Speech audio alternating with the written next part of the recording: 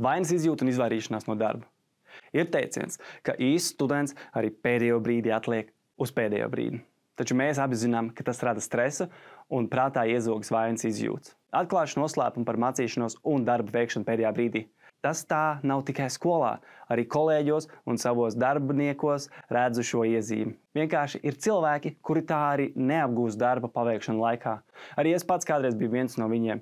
Skolā nebija teicamnieks, taču zināju, ka jāmācās vismaz uz 7, lai pēc tam būtu vieglāk iekļūt citās skolās. Mans ieguldījums mācībās bija tik liels, lai nodrošinātu sev šādas vidējās atzīmes, un es nejūtos slikti, ja tās nebija 10 vai 9. Iespējams, citi no tevis gaida daudz augstākus rezultātus, un tas ir ok.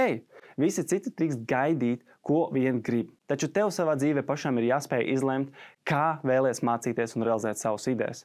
Nekas slikts nenotiks arī, ja kādreiz nenokārtos kādu ieskaitu, jo vienmēr ir vēl otra iespēja, uz kuru var sagatavoties labāk. Noslēpums, kuru gribēju tev atklāt, ir saistīts ar mūsu standartiem. Ja tavs mērķis ir mācīties uz 7, tad visticamāk tu ieguldīsi daudz mazāk laika nekā skolēns, kurš cenšas dabūt 10. Un mazliet vairāk laika par to, kuram pietiek ar 4. Bet pats svarīgākais notiks pēc skolas, kad sāksi meklēt darbu. Tavi standarti būs noteicošais, kādus darbus varēsi veikt.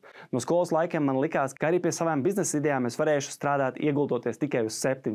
Tomēr realitātē man bija tikai daži klienti, kuri akceptēja tik zemus standartus. Laikam ejot nācās pieņemt faktu, ka darbs jāpadara laikā un visu laiku jācenšas sniegumu uzlabot, lai radītu kvalitāti uz 9 un 10. Tas, protams, ja vēlies lepoties par to, ko dari, un pelnīt vairāk par lielāko daļu cilvēkiem. Nākamreiz, kad uzradīsies vainas izjūta, ka neesi sagatavojies ieskaitēm, atceries, tas ir signāls, ka tavi iekšējie standarti krītas. Vislabākais šādos brīžos būt atklātam pret sevi un citiem.